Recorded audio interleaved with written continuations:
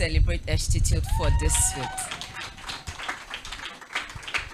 She's not just an author, a published one at that. Can we celebrate her one more time? And please, can we also celebrate ourselves for being a part of this celebration? You know, we are celebrating the Faith Clan, the Faith Tribe. It's a whole lot, and she's the reason we are gathered here today. Can we celebrate that one more time? So to you, Esther, how does it feel to be a published author? Okay, thank you, Pelumi. And I want to just say thank you to everyone first for being here and being, okay, permit me, it's not part of the question, but I just want to say thank you for the gift of community. It's one of my biggest wins this year, and I'm really grateful for every single person that has been a part of this. How does it feel to be a published author? I really don't know. Some days I'm like, wow, like even me, I didn't know, I wasn't expecting it. Sorry, Gen Z. Yeah, but I think for me, the feeling is more of gratitude. Like, I didn't plan to write this book, and that's the truth. But I'm just thankful that God has allowed me to be the vessel to put out this book, because I'm sure if I didn't do it, to use someone else, right? So I'm just thankful that He's allowed me to be like the vessel that He's used to put this out. So I'm really just grateful, sincerely. Well, thank you for that. So what's the inspiration for the book? Okay. All right. So, like, I wrote it in the book, like in the introduction part. I started really journaling when I was younger. After I really gave my life to Christ, so I'll study the Bible, just take notes in my book. But intentional gratitude journaling started in like 2020. I think around that period, it was maybe Kemi or Nobanjo or Joseph. She wrote something like, "What are you thankful for?" Like, write a whole full page. And it was just like, oh, interesting. Like, I could actually do that. So I started intentionally. I had a journal. I have different journals, but I then got a gratitude journal where I'll just like write things. So like when I do my normal daily journals, I'll now go to my other gratitude journal to just say, "Dear God, thank you," or "Dear God, this is how it's been," and I just literally write it. I didn't have like a goal. It was just a thing, and it was a good way to start my day. Then this year, January. So there's this thing I like to just in the morning just be and just meditate, and then it just came as a kind of inspiration that compile like your love notes to God and put it in a book. I'm like, nope.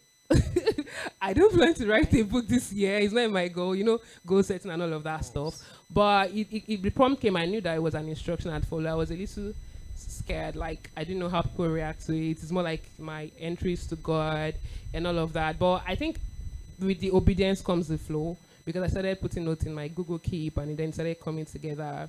And then that's when I was able to send the first draft to PT, and then he gave his feedback, and then I figured that with the obedience, it just gave more inspiration, because really didn't. So I go through this book, and like Emmanuel said, sometimes it speaks to me over and again. Like, wow, I didn't even know. Like, okay, this is speaking to me again. So I figured that the Holy Spirit just wanted that vessel that He would use to communicate to us. Like, we can really be real to God. So the inspiration came when I think it was one of my devotions, and it just said, "Compile your love notes to God," and then that's how it became this. Oh, that's great. So, was there at any time you had any struggles while writing? What were your struggles? What were the hurdles? Okay. So this journey was not just a journey of writing a book; it was also a journey of self-publishing. I didn't know if I was going to actually self-publish or use like a publishing house at the start, but when I was able to put together the book, I figured maybe because I have some bit of planning, like I like to plan things, so I was like, what are the things I needed in the journey to put in a book together? I'd done my research. I also reached out to some publishing houses. I did the cost analysis versus publishing myself, and then I had the right people. I think that also helped me. So the hurdles I would have faced, I actually faced some hurdles. I don't know if it's in the writing of the book or in trying to publish a book in Nigeria. Right. Well, I'll just say one. Yeah, let me just say one. One was with the ISBN, for instance. If you're trying to push out a book, you know that the organization behind it has been on strike. So the book was probably ready some months, and I needed to get the ISBN, and then the whole site was down, and it was a journey of, I need to get this book out. I put the awareness, and we changed the date at some point because we couldn't get it. I spoke to a number of publishing people. It was a lot of struggles. Finally, we had to go through an international option. So yeah, that was one of the hurdles we faced in the journey. But thank God that Love Letters to Abba is a book we can hold in our hands today. Can we celebrate God for that? Okay, so just one question more, and maybe we'll take one from the audience. What's the most memorable book you've ever read? Most memorable book. Ah, okay, two books come to head. I would say one because it speaks to journaling. It will be A Woman After God's Own Heart by Elizabeth George. I read that book in school. I think that was also one of the books that pushed me to journal even more and learn to be a planner. She's Elizabeth George is like someone who like a minister, and like she writes, she's a Christian author, but she talks about women after God's own heart, planning, journaling, and organizing. I think, yeah. So I'll just reference it. It's been a book that was very. In short, I was just thinking about the book yesterday. Yeah. So yeah, A Woman After God's own heart. The other one will be A Purpose-Driven Life. That's fine. I hope you still have a copy of that. Yes, I actually have a copy of it. So, the audience, do we have any questions for her? Just one. Okay, Faith.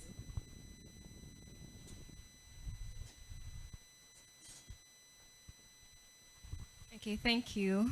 I just wanted to ask, through the course of writing the book before publishing, were there any times when you had moments where you wanted to not give so much?